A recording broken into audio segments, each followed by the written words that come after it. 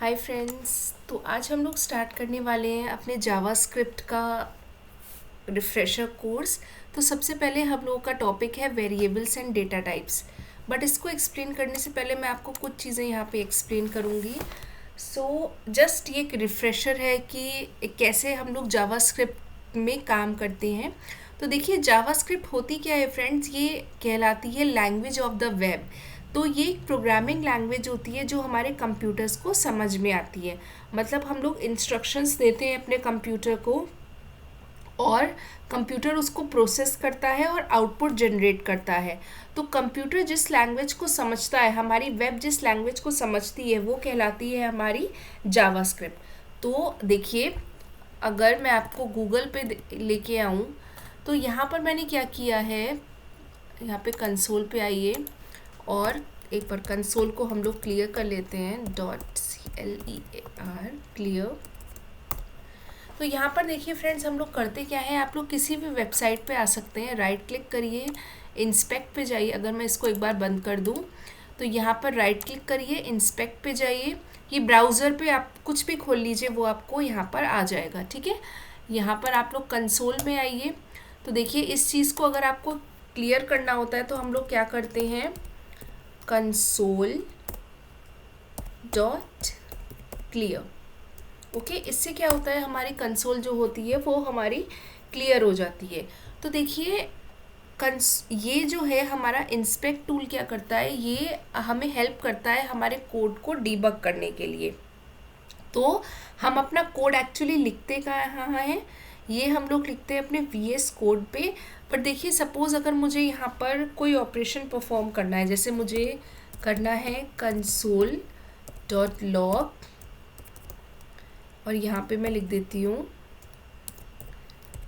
Hello. ओ sorry, okay. तो यहाँ पर इसके बाद एंटर करिए, तो यहाँ पर देखिए हेलो आ गया।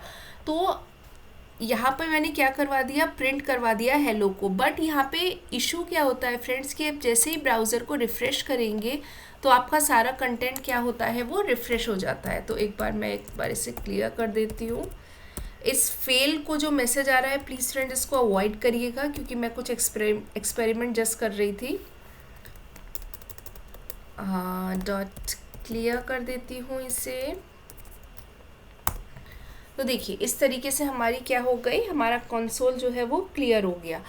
अब हम अपने कोड को जो है वो कंसोल में नहीं लिखते। क्यों ऐसा क्यों होता है, क्योंकि जो हमारा ये चीज़ होती है, यहाँ पर हम जो भी काम करते हैं वो हमारा टेम्प्रेरी होता है और वो एकदम से रिफ़्रेश हो जाता है। देखिए सिंपल मैं आऊँ, अगर मैंने MDN जावास्क्रिप्ट कर रखा है, यहाँ पे एक मैंने पेज खोल रखा है, यहाँ पे इंस्पेक्ट पे आइए, आप कंसोल पे आइए। इसको भी देखिए हम लोग क्या कर सकते हैं, यहाँ पे कंसोल डॉट क्लियर कर दीजिए।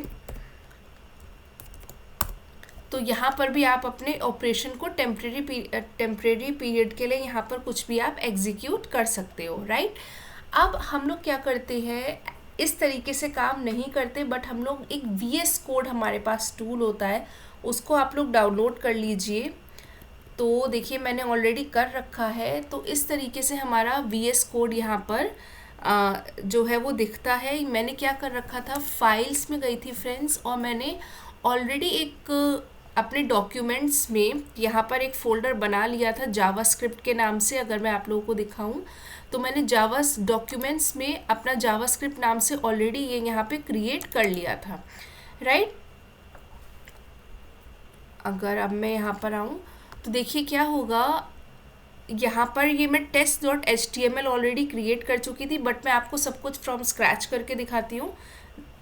तो यहाँ पे आप Ctrl+N प्रेस कर दीजिए और Ctrl+S कर दीजिए। सबसे पहले इस फाइल को आप यहाँ पे सेव कर दीजिए। तो यहाँ पे सपोज़ मैं करती हूँ testing.html, राइट। ये आपकी HTML फाइल हो जाएगी। और देखिए होता क्या है, आप शिफ्ट और एक्सक्लेमेशन जैसे ही करेंगे, शिफ्ट और एक्सक्लेमेशन और एंटर प्रेस करेंगे, तो आपका यहाँ पे बॉयलर प्लेट टेम्पलेट जो है वो जनरेट हो जाएगा, ठीक है। और बॉडी के अंदर जो होता है, देखिए ये हमारी test.html फाइल, test.html फाइल मेरी क्रिएट हो गई है। और इसके बाद मैं क्या करूँगी, अपनी स्क्रिप्ट फाइल एक क्रिएट करूँगी जहाँ पर मैं अपना सारा जावास्क्रिप्ट का कोड लिखूँगी। यहाँ पे हम ले लेते हैं CRIPT स्क्रिप्ट, ओके। और देखिए यहाँ पर SRC कुछ भी ले लीजिए, testing.js, इसको Ctrl+S करिए, यहाँ पर एक बार, ओके, Ctrl+N कर लीजिए और इसको सेव कर दीजिए testing.js के साथ, राइट। अब देखिए हमने क्या किया, इसको मैं फ्रेंड्स अगर चाहूँ तो देखिए अब इसको 2 मिनट के लिए मैं बंद कर देती हूँ, ओके। तो यहाँ पर देखिए मैंने इस तरीके से यहाँ पर अपनी जावास्क्रिप्ट की फ़ाइल लिख ली है। यहाँ पर देखिए अगर मैं लिखती हूँ console.log, ओके, हेलो, इसको सेव कर दीजिए, इसको सेव कर दीजिए। और हम लोग क्या करते हैं, अभी अपने यहाँ पर आते हैं, इस तरीके से टेस्टिंग, या इसको रन करते हैं, यहाँ पर इंस्पेक्ट में जाते हैं और कंसोल में देखते हैं। तो देखिए इस चीज़ को फ्रेंड्स यहाँ पे अवॉइड करिएगा यहाँ पर थोड़ी देर के लिए, क्योंकि ये हमारे कोड की वजह से जनरेट नहीं हुआ है, ठीक है। तो यहाँ पर देखिए हम लोगों ने अपना पहला प्रोग्राम लिख लिया जावास्क्रिप्ट में, हेलो, ठीक। तो इस तरीके से हम लोग क्या करेंगे, जो है हमारा क्रिएट हो गई हमारी सिंपल जावास्क्रिप्ट का कोड जो है हमने क्रिएट कर लिया। इसको अब यहाँ पे बंद कर देती हूँ, उसकी रिक्वायरमेंट नहीं है। अब हम लोग स्टार्ट करते हैं, जो मेन चीज़ है कि हमारे वेरिएबल्स और डेटा टाइप्स क्या होते हैं। तो देखिए ये चीज़ मैं आपको एक्सप्लेन कर चुकी हूँ, कंसोल को कैसे क्लियर करते हैं। कंसोल में हम लोग जावास्क्रिप्ट का कोड लिख सकते हैं, बट वो क्या होता है, वो टेम्प्रेरी होता है। तो उसके लिए हम लोग क्या करते हैं, अपने VS कोड को यूज़ करते हैं। ये मेरा एक आईडी ही है, टूल एडिटर है, जिसकी हेल्प से हम लोग क्या करते हैं, अपने कोड को एग्जीक्यूट करते हैं। ये कोड एडिटर हमें माइक्रोसॉफ्ट ने फ्री में प्रोवाइड कर रखा है। नेक्स्ट आते हैं हम लोग वेरिएबल्स और कॉन्स्टेंट्स में। तो देखिए वेरिएबल्स और कॉन्स्टेंट्स, इसको लिखने का एक तरीका होता है, उसको हम लोग कैमल केस में लिखते हैं। अभी मैं आपको जस्ट समझाऊंगी कि ये सब क्या होता है। तो देखिए वेरिएबल्स क्या होते हैं, सबसे पहले इसको एक्सप्लेन करती हूँ मैं वेरिएबल्स को। तो देखिए फ्रेंड्स, वेरिएबल्स क्या होते हैं, ये हमारे डेटा के लिए कंटेनर होता है। मान लीजिए कि आपने ये यहाँ पर आपको एक सर्कल बनाना है और सर्कल का कुछ रेडियस है, रेडियस कितना है आपका 5 है। तो आप 5 को स्टोर करते हो एक वेरिएबल में, एक कंटेनर में, इस तरीके से। जैसे यहाँ पे लिखेंगे लेट r इक्वल्स 5, ठीक है। तो ये जो 5 होता है ये हमारा डेटा हो जाता है, और जो r होता है ये क्या होता है, ये मेरा वेरिएबल होता है, कंटेनर होता है। और इसको हम लोग कंसोल करके ब्राउज़र पे देख सकते हैं, राइट। तो जैसे कि फॉर एग्ज़ाम्पल अगर मैं यहाँ पर आती हूँ, सॉरी, अपने VS कोड में चलते हैं हम लोग, इस वाली फाइल में। तो यहाँ पर देखिए अगर मैं इस तरह से ले लूँ, जैसे कि x इक्वल्स टू, यहाँ पर अपना नाम प्रिंट करा लेती हूँ, ठीक है, x equals to Pooja. So console.log x, इसको Ctrl+S कर लीजिए। ब्राउज़र पे चलते हैं, आउटपुट देखते हैं। सॉरी, इसको ब्राउज़र को रिफ़्रेश कर लेती हूँ। तो देखिए यहाँ पर क्या आ गया, पूजा आ गया। मतलब x में मैंने क्या डाल रखा था, अपना कोई भी नाम डाल रखा था। बट देखिए इस तरीके से हम लोग वेरिएबल्स को डिफ़ाइन नहीं करते हैं। मतलब अगर आपको एक अच्छे प्रोग्रामर या कोडर बनना है तो आपके वेरिएबल्स जो होने चाहिए वो बहुत मीनिंगफुल होने चाहिए। जैसे देखिए मैंने एक्स में यहाँ पे पूजा डाल दिया, जो कि एक गलत तरीका है। एक्स एक्चुअली क्या है फ्रेंड्स, ये हमारा नेम है, तो हमको ये इस तरीके से ऐसे डिफाइन करना चाहिए था, which is making much sense. तो जावास्क्रिप्ट में या किसी भी प्रोग्रामिंग लैंग्वेज में हमेशा जब भी वेरिएबल्स को यूज़ करें तो उनको हमेशा एक मीनिंगफुल नाम देना चाहिए। अब देखिए जावास्क्रिप्ट जो होती है वो मेरी डायनेमिकली टाइप्ड लैंग्वेज होती है। देखिए मैंने नेम के टाइप को पहले से डिफाइन नहीं कर रखा है, ठीक है। और जैसे अगर मैं सपोज़ यहाँ पर ले लूँ कि इस चेक, तो देखिए ये मेरा क्या है फ्रेंड्स, ये मेरा एक बुलन टाइप का है। अगर मैं इसको भी कंसोल डॉट लॉग करा लूँ, कंसोल डॉट लॉग इस चेक, कंट्रोल एस कराते हैं, ब्राउज़र पे चलते हैं, इसको देखते हैं, इसको रिफ़्रेश करिए, तो देखिए यहाँ पे ब्राउज़र में क्या आ गया, इसका आउटपुट आ गया, राइट। तो यहाँ पर देखिए डायनेमिकली टाइप्ड है, मतलब जब ये एग्जीक्यूट होगा तभी हम इसके टाइप को अपने रन टाइम ब्राउज़र में देखेंगे। हमें टाइप वेरिएबल का डिफ़ाइन नहीं करना पड़ता, पहले से डिफ़ाइन नहीं करवाना पड़ता है, ठीक है।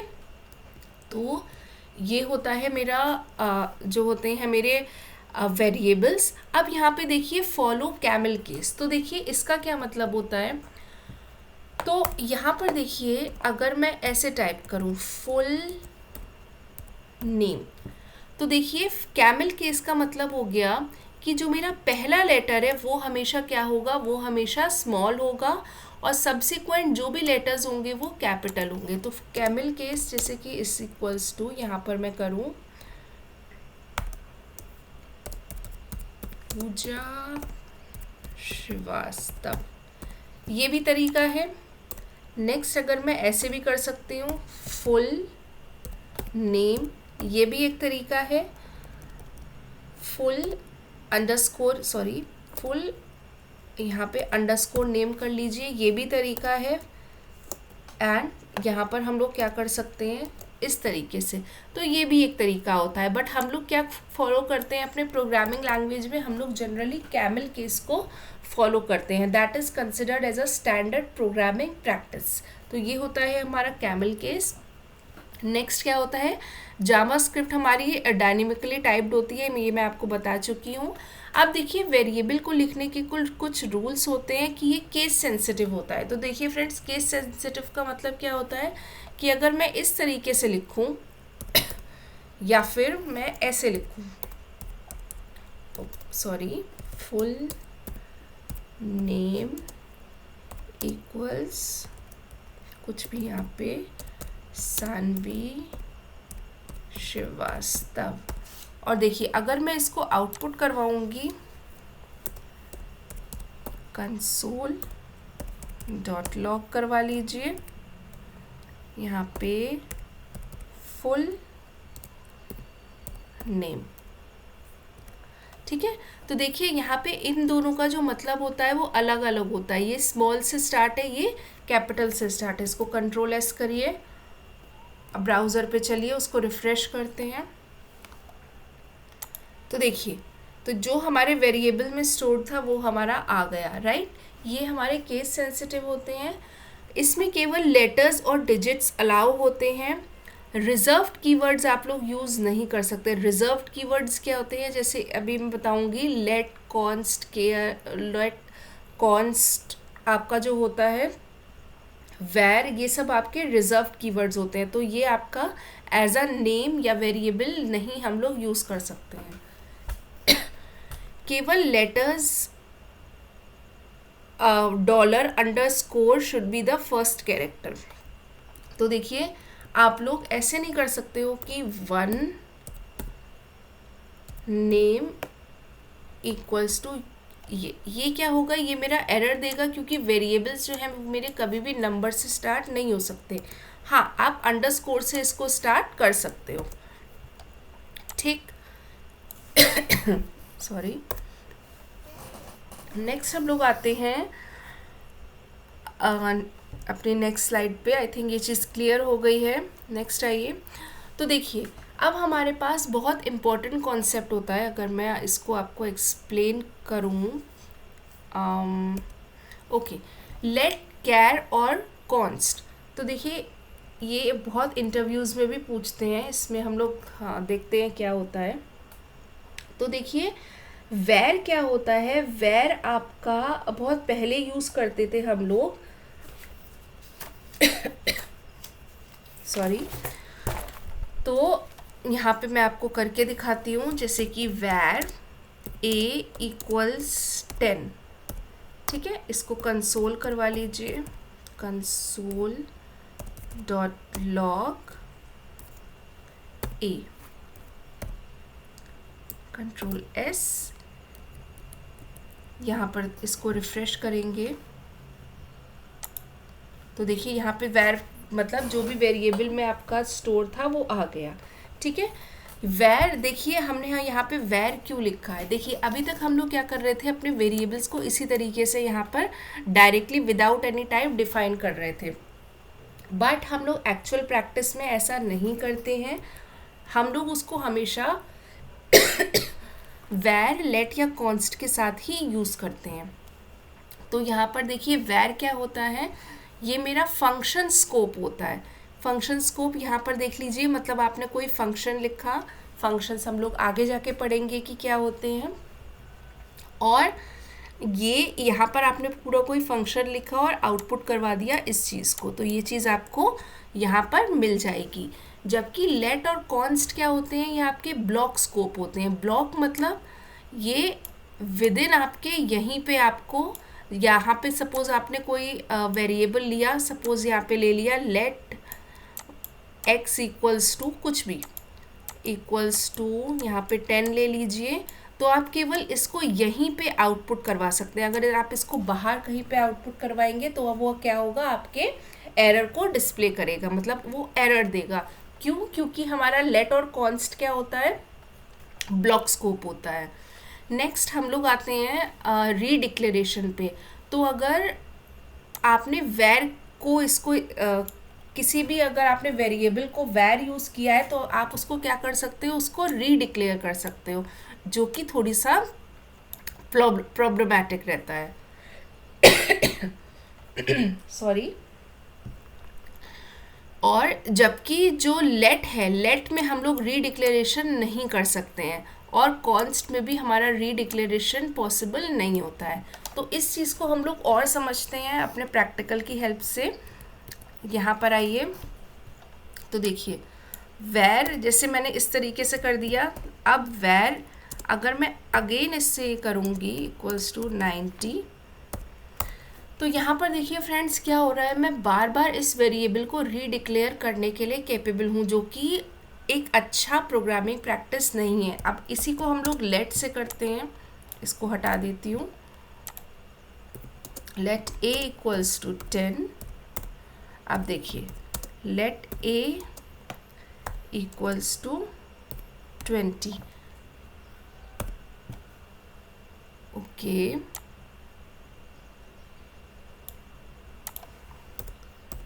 एक बार इसको कंसोल डॉट लॉग करते हैं।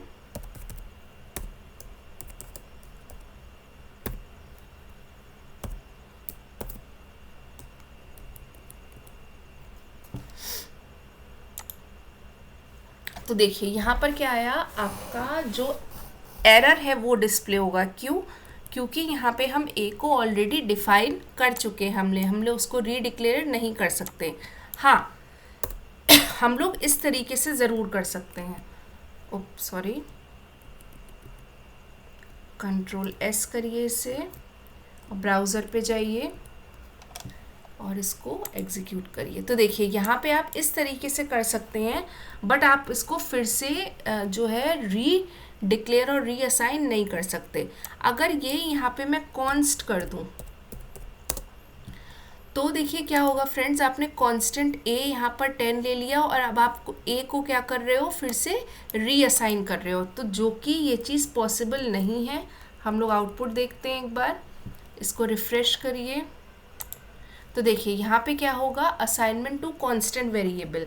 देखिए जावास्क्रिप्ट में ज़्यादातर हम लोग कॉन्स्ट ही यूज़ करते हैं क्योंकि इसमें हम लोग नहीं चाहते कि हम लोग वेरिएबल को फिर से कुछ रीअसाइन करें।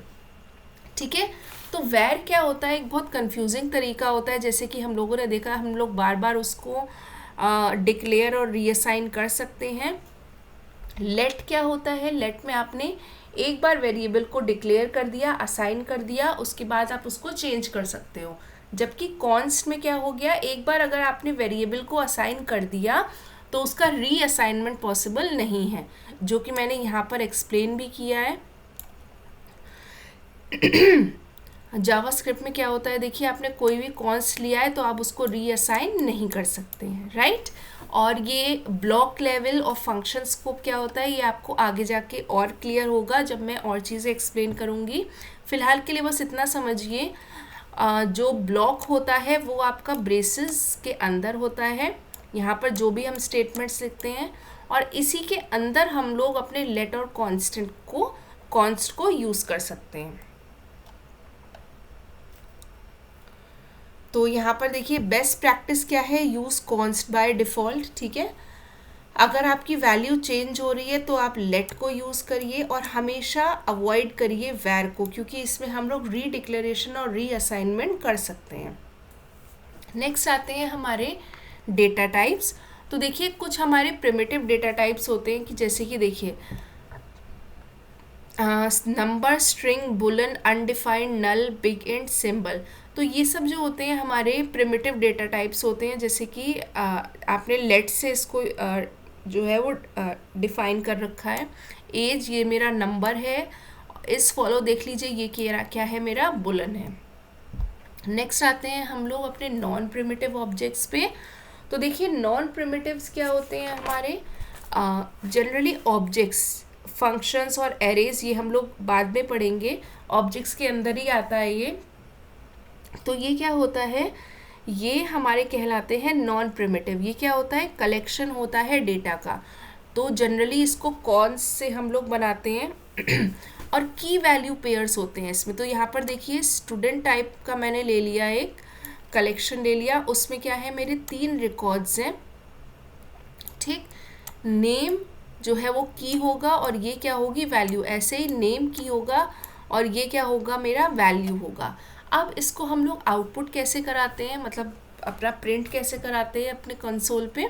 तो देखिए या तो स्टूडेंट डॉट नेम हम लोग यूज़ करते हैं, मतलब कलेक्शन डॉट की, या फिर इस तरीके से हम लोग इसके आउटपुट को एक्सेस करते हैं। मैं एक जल्दी से छोटा सा एग्जाम्पल अगर आप लोगों को करवा के दिखाऊं, तो इस सब को हटा देते हैं हम लोग। यहाँ पे ले लेते हैं कॉन्स्ट स्टूडेंट इक्वल्स, यहाँ पर इस तरह से ले लीजिए, और 2 फील्ड्स ले लेते हैं, नेम कोलन पूजा कॉमा एज, कुछ भी हाइपोथेटिकल एज ले लीजिए, दैट्स इट। अब इसको आउटपुट कैसे कराएंगे हम लोग, console.log student dot name. Suppose आपको नाम प्रिंट करवाना है, यहाँ पर एक मैसेज दे दीजिए, नेम इज कॉमा करके। सिमिलरली एक और तरीका होता है जिससे हम लोग ये कर सकते हैं, स्टूडेंट कर्ली ब्रेसेस में एज। ठीक है, एज, कंट्रोल एस करिए, यहाँ पर एक बार इसको रिफ्रेश करिए। तो देखिए इस तरीके से हम लोग क्या करते हैं, अपने ऑब्जेक्ट्स को एक्सेस करते हैं। तो ये होता है मेरा नॉन प्रिमिटिव टाइप। ठीक है, नेक्स्ट आते हैं हम लोग तो इस तरीके से हम लोग ने देख लिया। ये था फ्रेंड्स हमारा वेरिएबल्स और डेटा टाइप्स। आई होप आपको ये चीज़ क्लियर हुई हो। यहाँ पर देखिए, हाँ एक चीज़ मैं आपको बताना भूल गई फ्रेंड्स, अगर आपको किसी भी यहाँ पे अपडेट करना हो ऑब्जेक्ट में, तो आप इस तरीके से क्या कर सकते हैं, अपडेट कर सकते हैं। देखिए फ्रेंड्स, मैंने आपको बताया था कि कॉन्स्ट जो भी होता है उसको हम लोग जनरली अपडेट नहीं कर सकते, बट अगर हमारे ऑब्जेक्ट्स होते हैं कोई कॉम्प्लेक्स टाइप है तो उस तरीके से हम लोग उसको अपडेट कर सकते हैं, राइट। नेक्स्ट आते हैं हमारे कंडीशनल और ऑपरेटर्स। ये बहुत सिंपल टॉपिक है तो इसको बहुत ज़्यादा मैं कोड से आपको नहीं बताऊंगी, हल्का सा हम लोग देखेंगे। तो देखिए कमेंट्स क्या होते हैं, इस तरीके से हम लोग कमेंट्स को लिखते हैं। ये सिंगल लाइन कमेंट कहलाता है, और अगर हमको मल्टी लाइन कमेंट्स करने हैं तो हम लोग इस तरीके से उसको लिख सकते हैं। नेक्स्ट आते हैं ऑपरेटर्स। तो देखिए यहाँ पर जैसे मैंने क्या किया है, दो नंबर्स ले लिए हैं ए और बी, और उनमें मैं क्या करवा रही हूँ, कुछ ऑपरेशंस करवा रही हूँ, जैसे कि प्लस हो गया, माइनस हो गया, मल्टीप्लिकेशन हो गया, डिवाइड हो गया। मॉड्यूलस क्या होता है, मॉड्यूलस जैसे कि होता है आपका फ्रेंड्स 5, अगर आप करो मॉड्यूलो 2, तो इसका मतलब क्या होगा, आपके 5 को जो है 2 से डिवाइड करेंगे, 2 2 ज़ा 4, और आपका जो भी रिजल्ट बचेगा 1, वो आपका क्या कहलाएगा, आपका रिमाइंडर, मतलब आपके मॉड्यूलस ऑपरेशन का रिजल्ट। और ये होता है हमारा एक्सपोनेंशियल, मतलब ए की पावर जो होती है वो, ये हमारा ये वाला ऑपरेटर होता है। नेक्स्ट आते हैं हम लोग unary, post and pre decrement operators. देखिए ये थोड़ा सा इम्पॉर्टेंट है। तो यूनरी ऑपरेटर्स क्या होते हैं हमारे, जो केवल एक ऑपरेंड है यहाँ पर है हमारा। देखिए जैसे सी है, इसको मैंने इंक्रीमेंट करवाया। अब एक चीज़ याद रखिए, ये जो पोस्ट एंड प्री इंक्रीमेंट है ये इंपॉर्टेंट होता है। ए प्लस प्लस जो होता है हमारा, सपोज ए कोई वेरिएबल है तो, और उसमें 20 था, ठीक है, तो ये कहता है भैया पहले यूज़ करो उसके बाद इंक्रीमेंट करना। और जबकि ये होता है हमारा प्री इंक्रीमेंट, ये कहता है कि पहले इंक्रीमेंट करो बाद में उसको यूज़ करना। तो एक बार इसको मैं जल्दी से आपको करके दिखा देती हूँ थोड़ा सा, तो ज़्यादा क्लियर होगा। तो यहाँ पर आप ले लीजिए लेट ए इक्वल्स 10 ले लेते हैं, ठीक है। अब हम लोग यहाँ पे प्रिंट करवा लेते हैं, like console dot console dot log, यहाँ पर आप कर लीजिए ए प्लस प्लस कॉमा ए प्लस प्लस प्लस प्लस। तो यहाँ पर देखिए एक्चुअली अगर आप लोग सोचेंगे तो ये हो जाना चाहिए था 11, बट ये अभी क्या होगा फ्रेंड्स, ये यहाँ पर केवल हमारा 10 ही होगा। इसको कंट्रोल एस कर लेते हैं। लेकिन अगली लाइन पे अगर आप लोग देखेंगे तो ये क्या हो जाएगा, इंक्रीमेंट हो जाएगा। तो कंसोल डॉट लॉग, अगर मैं ए की वैल्यू लूँ तो यहाँ पर क्या हो जाएगा, ये 11 हो जाएगा। एक बार ब्राउज़र में आती हूँ मैं, इसके रिज़ल्ट को रिफ़्रेश करती हूँ, तो देखिए ये यहाँ पर 10 आया और उसके बाद क्या हुआ, ये इंक्रीमेंट हुआ। जबकि अगर ये यहाँ पर मैं इस तरीके से करूँ प्लस प्लस ए, तो देखिए यहाँ पर क्या होगा, हमारा पहले ही इंक्रीमेंट परफॉर्म हो जाएगा। कंट्रोल एस करिए, ब्राउज़र में जाके ब्राउज़र रिफ़्रेश करिए, तो देखिए तो इसका मतलब होता है कि पहले इंक्रीमेंट कर दो बाद में यूज़ करना। इसी तरीके से हमारा डिक्रीमेंट होता है। ये वाला स्टेटमेंट क्या करेगा, सिंपल, ये पहले क्या करेगा, वैल्यू को इस तरह से ले आएगा, ठीक है, और उसके बाद उसको यूज़ करेगा, मतलब पोस्ट डिक्रीमेंट करेगा, first use then decrement. Next आते हैं हमारे पास अरिथमेटिक ऑपरेटर्स। तो देखिए अरिथमेटिक ऑपरेटर्स क्या होते हैं, जैसे कि एडिशन हो गया, सब्सट्रैक्शन हो गया। ये हमारा शॉर्ट हैंड होता है। जैसे हमने देखिए दो नंबर्स ले लिए, a प्लस इक्वल्स टू 4 किया, तो इसका मतलब होता है a equals a plus 4, right. a divide equals to 4, तो इसका मतलब क्या होता है, a equals to a divide 4, next आते हैं हमारे कंपैरिजन ऑपरेटर्स। तो यहाँ पे देखिए जल्दी से एग्जांपल ले लीजिए। मैंने दो नंबर्स ले रखे हैं, ये दोनों सपोज मैंने इक्वल टू कंपैरिजन करवाया, ठीक है। तो ये क्या होगा मेरा, रिटर्न करेगा ट्रू या फॉल्स। एक चीज़ मैं आपको बताना चाहूँगी यहाँ पे, आप ये दोनों देखिए, एक है इक्वल्स टू और ये है ट्रिपल इक्वल्स टू। ये जो होता है ये स्ट्रिक्टर वर्जन होता है। तो देखिए यहाँ पर दो तरीके हैं। जैसे कि अगर मैंने नंबर को 6 लिया, ये मेरा नंबर है और ये क्या है, मेरी स्ट्रिंग है, ठीक है। तो अगर मैं यहाँ पर आपको डबल इक्वल्स टू ऑपरेटर लूँगी तो ये स्ट्रिक्टर वर्जन नहीं होता है। इसमें क्या होता है, आपका जो 6 है ये नंबर में कन्वर्ट हो जाएगा और ये आपके रिटर्न कर देगा ट्रू।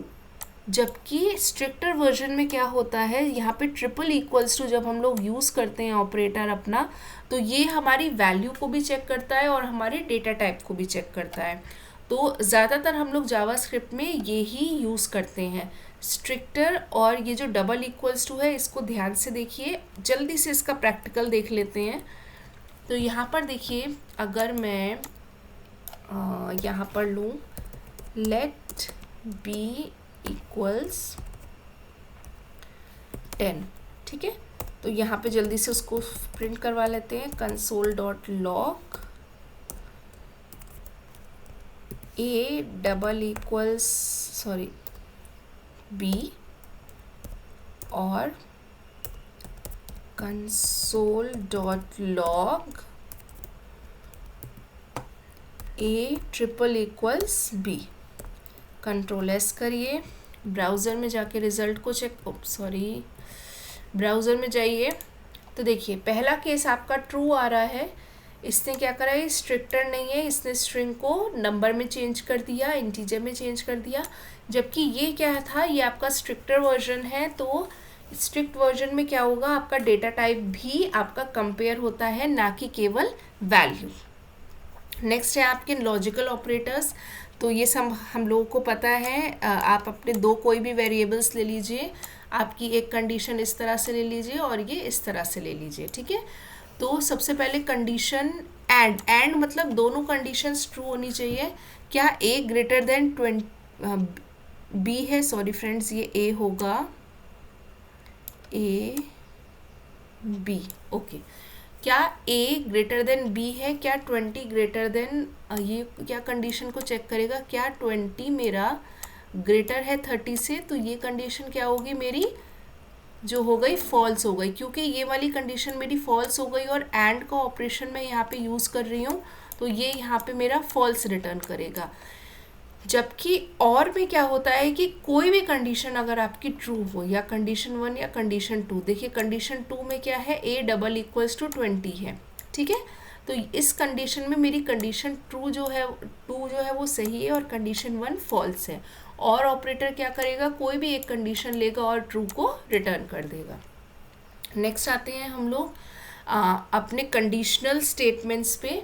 तो देखिए कंडीशनल स्टेटमेंट्स हमारे 3 तरीके के होते हैं। यहाँ पर अगर आए, इफ़, इफ एल्स और एल्स इफ, ठीक है। तो देखिए लेट, कुछ भी आप ले लीजिए यहाँ पे मार्क्स। तो इफ़ की कंडीशन मैंने यहाँ पे लगाई, सही है।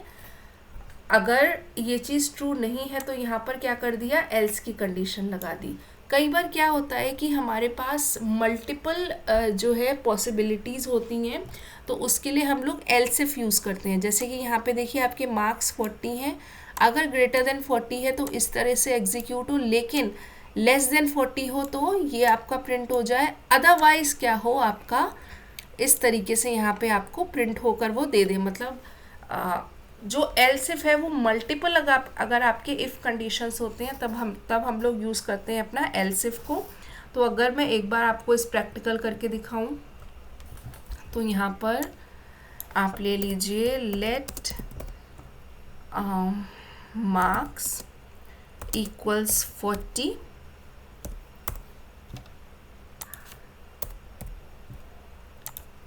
अब यहाँ पे कंडीशन लगाइए, इफ़ मार्क्स ग्रेटर देन 40, यहाँ पे आएंगे console.log यू हैव पास्ड, ठीक है। ये हो गया मेरा इफ स्टेटमेंट। कंट्रोल एस करिए। तो अभी क्या होगा फ्रेंड्स, मार्क्स कितने हैं मेरे 40, ये कंडीशन मेरी क्या हो जाएगी, फॉल्स हो जाएगी और आउटपुट में मुझे कुछ नहीं मिलेगा।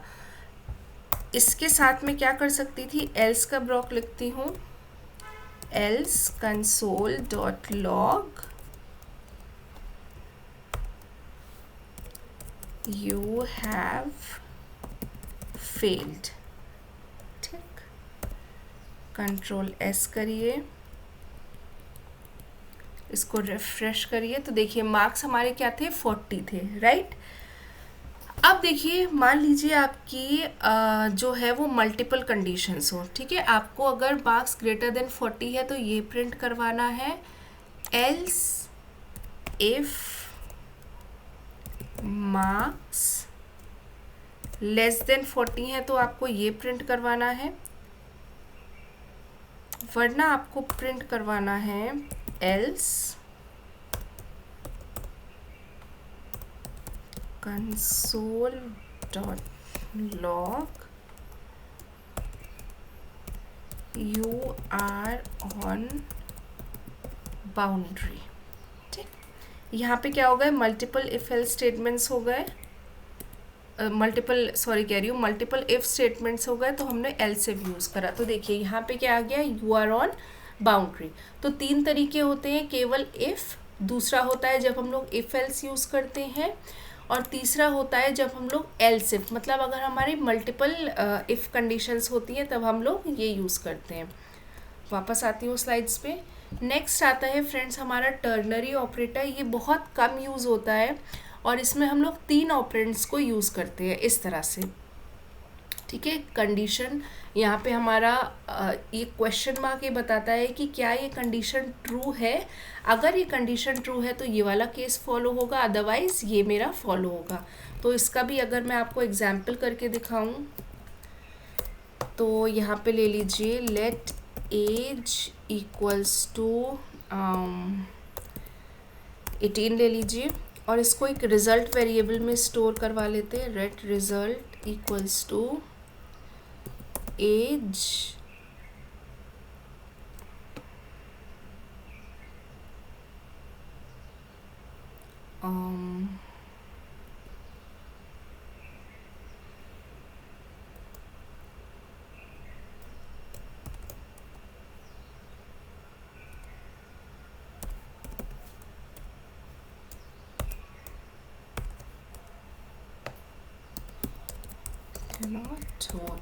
तो यहाँ पर क्या करते हैं हम लोग,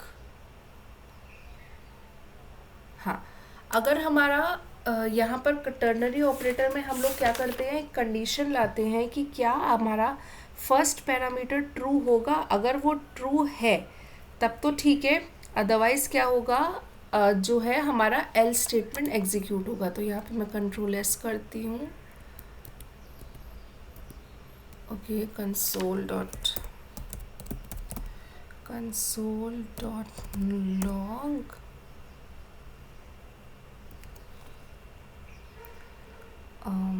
रिजल्ट, कंट्रोल एस करते हैं, ओके। तो इसका मतलब क्या है कि आपका जो है वो ऑपरेशन पास हो गया और ये आपका जो है वो अवॉइड कर सकता है। जो टर्नरी ऑपरेटर्स है फ्रेंड्स वो हम लोग बहुत ज़्यादा कम यूज़ करते हैं, ये सिंपल स्टेटमेंट्स के लिए यूज़ होते हैं, राइट। ये सिंपल स्टेटमेंट्स के लिए ही हमारा यूज़ होता है टर्नरी ऑपरेटर, और इस तरीके से ये हमारे जो है वो यूज़ होता है। तो कंडीशन मतलब हम लोग कंडीशन लगाते हैं कि क्या एज, एक्चुअली मुझे कुछ greater than 18, I think this is the way, हाँ दैट्स राइट। तो वहाँ पे मैंने थोड़ी सी गड़बड़ हो गई थी फ्रेंड्स, इट्स ओके। यहाँ पे मैंने कंडीशन क्या लगा दी कि एज अगर 18 से बड़ी हो तो वोट कर सकते हैं, वरना नहीं कर सकते। अगर जैसे यहाँ पे मैं 19 कर दूँ कंट्रोल एस करूं, यहाँ पर आइए, तो ये वोट कर सकता है। ठीक है, तो ये हो गया हमारे टर्नरी ऑपरेटर्स। देखिए फ्रेंड्स, एक और होते हैं, हम लोग अगर कुछ और भी स्टडी करना चाहें तो हमारा MDN जावास्क्रिप्ट करके आपका एक वो होता है डॉक्स। यहाँ पर आप इस पेज में जाइए, आप कुछ भी यहाँ पर स्टडी कर सकते हैं। जैसे कि मुझे यहाँ पर सपोज स्टडी करनी है डेटा टाइप्स, तो डेटा टाइप्स डालूंगी मैं। तो देखिए यहाँ पर आ गए आपके जावास्क्रिप्ट के डेटा टाइप्स। एक और ऑपरेटर है हमारा स्विच ऑपरेटर। स्विच ऑपरेटर क्या करता है, वो मल्टीपल कंडीशंस यहाँ पे आती हैं। जैसे कि मैं आपको यहीं पे ले चलती हूँ डॉक्स में, वो बहुत ज़्यादा यूज़ नहीं होता, इसलिए मैं उस चीज़ का प्रैक्टिकल नहीं करवा रही हूँ। तो देखिए यहाँ पे एक एक्सप्रेशन होता है, उस एक्सप्रेशन को हमें इवैल्यूएट करना होता है। जैसे यहाँ पे पापायास कर रखा है, तो उसके स्विच केसेस होंगे। जो भी आपका केस मैच होगा, अगर मैच हुआ तो आपको आउटपुट प्रिंट हो जाएगा, अदरवाइज आपका डिफ़ॉल्ट स्टेटमेंट यहाँ पर एग्जीक्यूट होता है। राइट, तो ये था हमारे conditional statements. That's it for this lecture. अगर आपको कोई भी डाउट हो तो प्लीज़ उसे कमेंट सेक्शन में स्पेसिफाई करिए। Thank you.